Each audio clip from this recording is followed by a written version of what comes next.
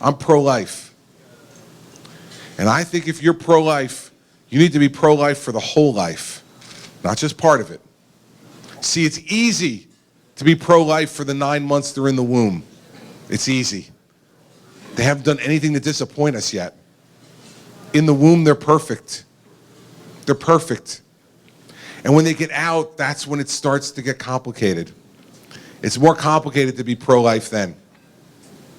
But I want to tell you, both for myself and for us as a party, we are the pro-life party, and I'm proud of it. I'm proud of it. But we need to be pro-life for the whole life. We need to look at that 16-year-old young woman, drug addicted, laying on the floor of the county lockup, and we got to be pro-life for her too. Her life is just as precious as the life in the womb. The middle-aged man addicted to painkillers, who can't go to work and can't support his family. I'm for him too. His life is a gift from God as well. See, what the Democrats try to do to us on issues like this is they try to say, look at how narrow the Republicans are. They're this narrow pro-life party. I completely reject that. And we need to start talking about it. Pro-life is pro-life for the whole life. Because what undergirds our philosophy as people who are pro-life is that every life is a precious and individual gift from God. Every one. Regardless of its faults, regardless of the mistakes that they make. And so I'm talking about drug addiction because it's destroying families. It's destroying families in our society. You go see that video. I talk about my friend. I won't go through it today. But I talk about my friend who I went to law school with, who had everything that we would define as success in life.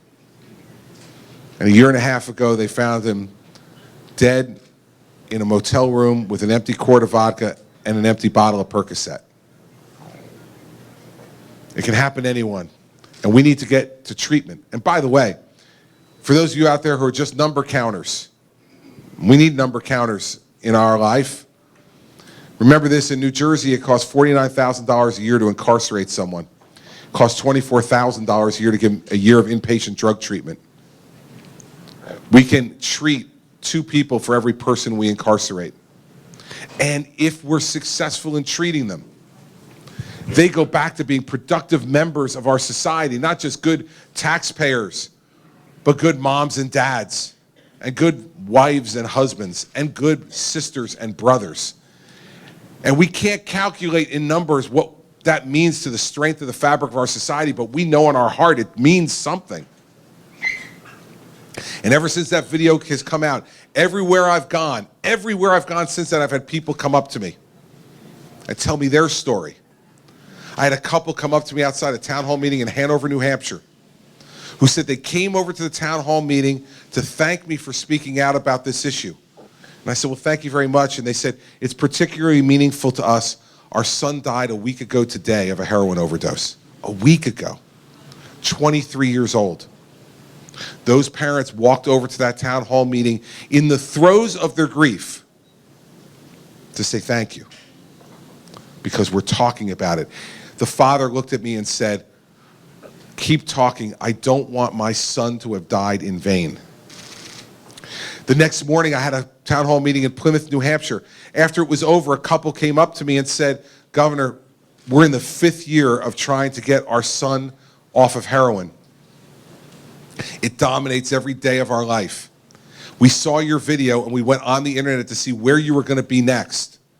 And we left our house at 4:30 this morning to drive 3.5 hours from Connecticut to this town hall meeting because we want to encourage you to continue to talk about this. And this morning I walked in and met a woman right here who grabbed me on the way in and told me that she lost her son 4 years ago to a drug overdose. She's now adopted his children and are raising his children. And I could tell from the look in her eye that there is not a moment that she doesn't miss her child. We're better than this. We're better than this. And in our hearts, we believe that we can make a difference in people's lives, and we need to. And I'm telling you, that's why I'm running for president. I'm running for president not just because of that issue, but because we can make a difference in people's lives. We can change the world. And the reason I know that's true? Because one person standing up to lead is the only thing that's ever changed the world. So I know it can happen. And that's why I'm talking about that issue, because every life makes a difference. And you all know that just as well as I do, and you know it without me telling you. But the job of a good leader is to stand up and remind the people he seeks to lead to remember they're better angels.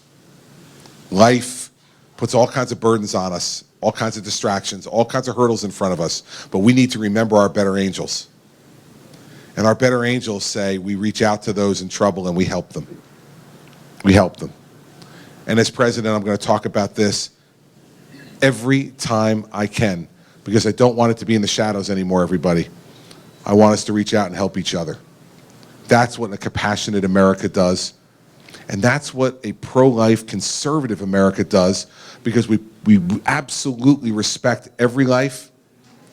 And as conservatives, we believe that there's nothing more important than strengthening the family. And we can do both by doing this. It's a twofer.